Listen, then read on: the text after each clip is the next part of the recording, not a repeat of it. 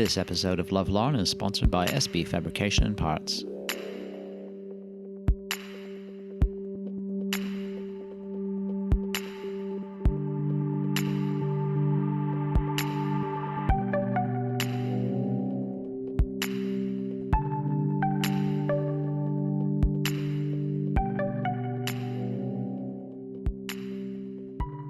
What I'm doing, I'm just going to pop these little catcher bumpers on the side. There's a round side and a square side. I believe the Rovers have a screw that passes through to hold them in place.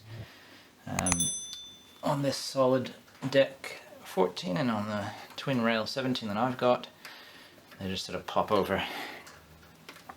I've heard some people having issues with them coming off, in which case the suggestion was to glue them on with a little bit of contact adhesive, I guess.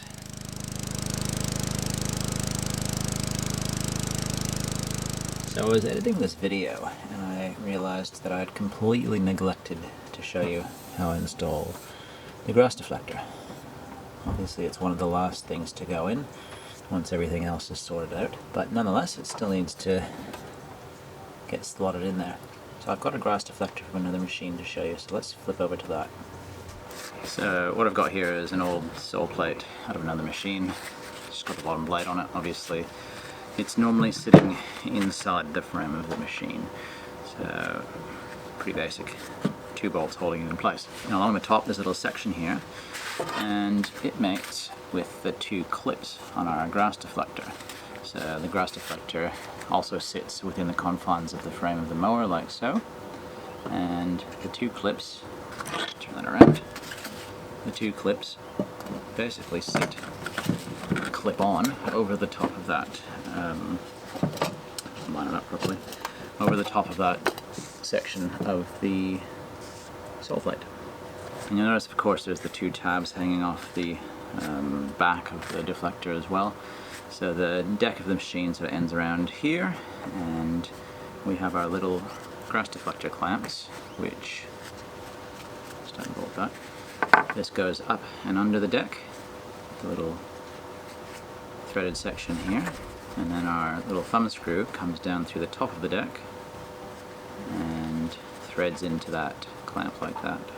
So the deck sitting between the bottom of the screw and the top of this clamp.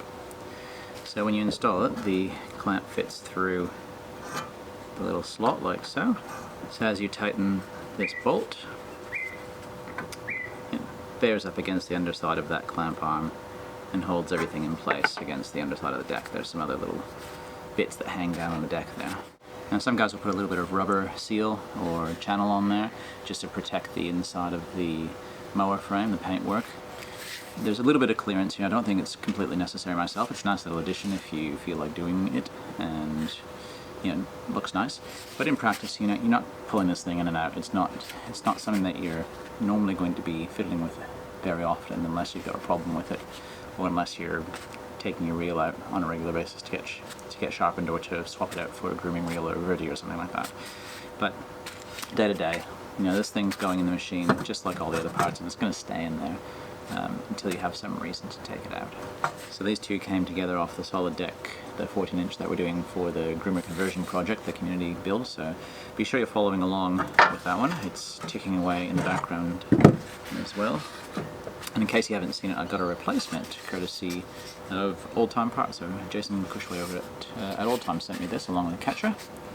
In case you didn't know, they do make replacement grass deflectors, and this one's really nicely made. From memory, it's a zinc alloy galvanized something or other. Anyway, it's not going to rust. It's good quality stuff. And same thing. It's made to match the originals, and clips onto place just as you'd expect it to. It's beautiful. So thanks again, Jason, for that one. Appreciate that. So I lied, I actually do have a little bit of video regarding the clamp installation, so let's rewind into the past and have a look at some of that right now. So before we progress any further, the next order of business is going to be to get these grass deflector clamps in place. And this has been kind of bugging me for a while, so I'm keen to just knock it on the head and get it done. I won't belabor the point because they're pretty straightforward, but what we've got is an angled piece of metal with a slot cut out for the arm of the deflector to fit through, and a threaded hole or a welded nut on the top. On the top deck itself there's some little protrusions that hang down there, and they sort of basically lock together just like so. And then the thumb screw pops through the top of the deck and threads into that that nut.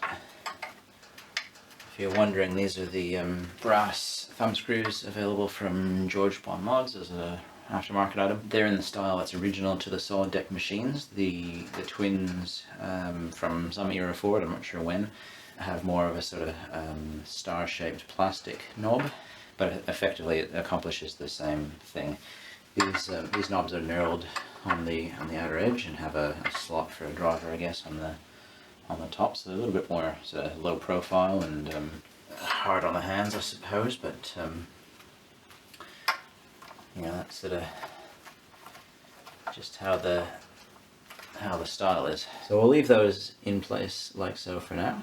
We'll check the fit of the deflector down the road and just see how those deflector arms are going to fit into those clamps.